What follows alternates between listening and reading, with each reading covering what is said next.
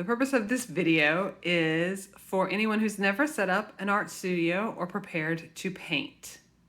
Today I'm going to show you what paints to get, what brushes to have, and some tricks of the trade. So let's get started. So the first thing you're going to want is some paper. What I have in my just collection of paper is some watercolor paper. I'll link the name and the size below in the description. But what I'm working with today is watercolor paper. So here are my two pieces of paper, right? They are 11 by 15. They came from a 22 by 30 sheet of watercolor paper. And you can see that I have literally just folded the paper until I could tear it. You can also use your handy dandy squirt bottle to help you with this because water works well on watercolor paper, as you might imagine. So before we just get down to painting, one thing we want to do is secure our paper to our table or to our work surface. Here's what we're going to use. Blue painter's tape. It's designed to release, and it's exactly what we want. And also, when we are painting, this will give us that nice, clean edge around our painting. So let's take a look at what it looks like when we secure our paint paper to the table. All right, friends, so here we are with our paper and our happy blue tape. So if you're like me and you are incapable of having a straight edge, you're going to pull that paper right down to the bottom. You're going to pull both pieces right down to the bottom, and you're going to leave a little space between them. And the first thing you're going to do is tape the bottom edge.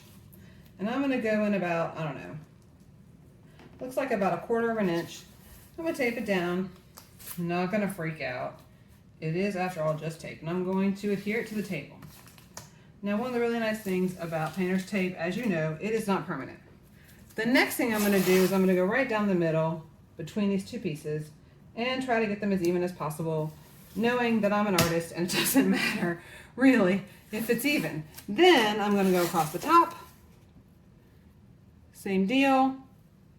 Try to get a nice middle of the edge with the tape. Go down one side. Whoops. You can see I didn't give myself enough of a lip there. So I'm going to move it over. Oh yeah, that's better. And then I'm going to tape that down. And then I'm going to go to the other side. And I'm going to tape. Next, friends, is actually the painting part. So what you need to know is there are lots of options for paint. And I don't want you to get too hung up in that. In reality, acrylic is super easy. It's washable with water. Although if you get it on your clothes, it's gonna be a little hard to get off. So you wanna wear your painting clothes. But let's take a look at my collection of paints. And the other really great thing about acrylic is that it's inexpensive. So let's take a look. Okay, friends, so we're looking at the basket of paint that I have. You can see it's a variety of things, although right now I can see that it's just showing up as blobs of paint. So some basic things that you need. You need burnt umber. This is your friend. Okay, burnt umber will help you to darken colors. You need a red. Now, I do not suggest primary red because primary red is a little bit pinkish. So that's why I've got this cadmium red. You need a yellow. Okay, and you can see here that I've chosen an acrylic yellow that is called a Hansa yellow, Hansa. This is a much gentler yellow than this sort of supersonic, bright acrylic. But you know what? It's okay. Either one will work. So when you've got red, yellow, you know the next one is blue. So here's primary blue. Okay, and you can see that it was a whopping $5 at the local store. This is also a pretty good blue. My favorite blue is this one, and it is called Sama blue. I don't even think it's in, there we go. It is delightful. But I want to tell you what my art teacher said, a little goes a long way, so don't get carried away. And don't use it straight out of the bottle, that is the mark of a beginner. In addition, you will need a white. You can see how well I've used this white. Okay, it's an acrylic. This is kind of a small bottle. Here's the bigger one. And you can imagine why you might need a lot of white, because you're going to mix a lot of color. And you're going to need different intensities of that color. So lots of white is good. One more thing. You will need, should you decide that you want to collage something that is glue it onto the top of your painting to give it variety and texture, you're going to need some acrylic medium matte gel. It's delightful. It dries clear. If you happen to be a painter who paints on canvas and you are preparing canvas, meaning that you got a naked canvas, it's not already white, you will need gesso. Gesso is the primer for canvas painting. And I know many of you are going to want to know which brushes I use. So let's take a look at them. All right, friends, here are my brushes. First rule about brushes, hair in the air. You heard me right, hair in the air. You see the hair on the brushes? When they're dry, when they are drying even, you need to have hair in the air, because God forbid, if you put this thing in a holding container and it goes down to the bottom, it is going to flatten out like this on the bottom of your container, and you will be oh so sad and you will cry. So always hair in the air. Now if you look at this, this is a motley crew of brushes. Okay, I've got some big fat ones, I've got some flat skinny ones, I've got this one that I kind of decided I needed a longer handle for, so I've got a little brush at this end and I taped it together with a longer brush. Here's what my teacher tells me. A longer handled brush is really excellent because it removes you from working really up close with your paint. You do not need to be this close to your paint. It's not delightful, okay? We love you, but back up from your paint so you can see the whole picture, okay? So this is a nice long paintbrush. You can stand back far and you can paint. You can do this.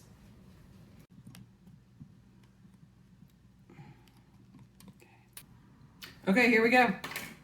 I've got some paint on my doodah. I'm just gonna swipe.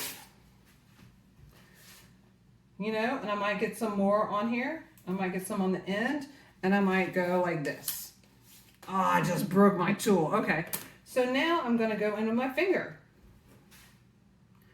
You know, and we're gonna swipe, and we're gonna swipe, and we're gonna play. We're gonna say, oh, this looks good. I want, okay, I'm gonna leave it. Boom. That one is done for right now. Now we're going to go on to the other side. We're going to go over here to this guy. He seems lonely. Now, I'm going to tell you, I'm not going to want to use that same finger because it's got blue on it. And blue mixed with other things will get you the wrong kind of colors. So, this time I'm going to go in with my sort of wide flat brush. I'm going to take off as much water as I can. I'm going to dab it in some paper towel. I'm going to load this guy up. Okay. I'm actually going to close my eyes and paint. Here we go. Boom. Done. All right, so I've got some yellow. Yellow goes really great with blue and also with green. I'm not going to mix it in with this wet paint because that would make it muddy. I'm going to come in here. Oh, it looks like I had a little green on my brush. Well, it's all right. I'm going to come in here and I'm just going to, you know, play a little. Okay? And I might add a little up here. All right, so now I'm going to leave that alone, and I'm going to go over here. And since I noticed that my brush has green on it, I'm going to clean off my brush. I'm just going to get it out of there. Because I'm not really interested in a greenish yellow. I want yellow. Yellow is delightful. So here I go into my palette.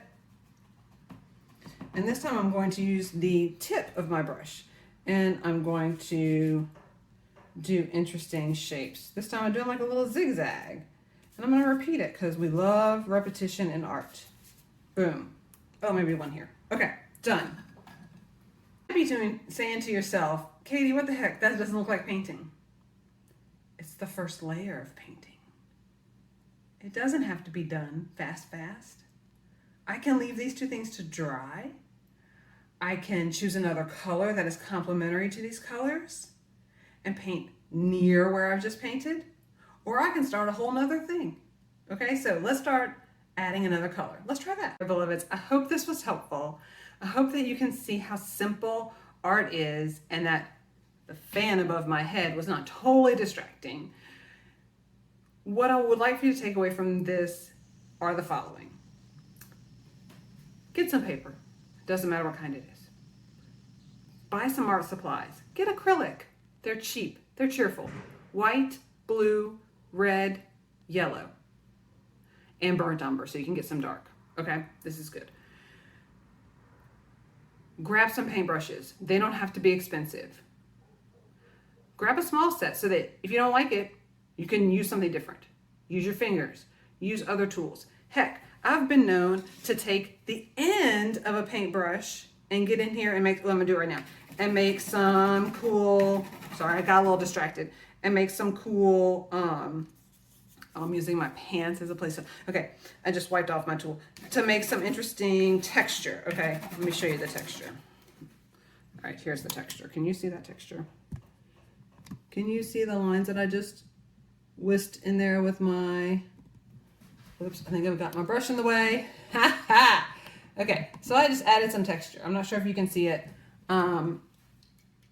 Okay, here's what I just did with that end of the paintbrush. I went into that wet paint and I scratched in it, and it made that really cool texture, okay? Art is also about texture. Ooh, can you see it just made that little faint outline right there?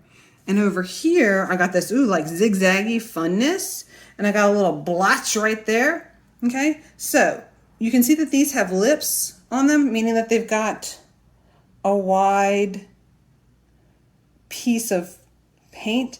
It's gonna take a little bit to dry, so you're gonna leave this alone. You wanna go do something different. Go do the laundry, go do the dishes, and come back. Okay, I'm done playing for right now. I do need to go do the dishes. I do need to go do the laundry. I do need to eat lunch. I hope you enjoyed this very first installment of how to be a regular everyday artist, and there will be more to follow. In fact, please let me know in the comments below what you'd like to see next. We can talk about collage. We can talk about all kind of fun things. I mean, there's so much in art that is fantastic. Okay, bye beloveds.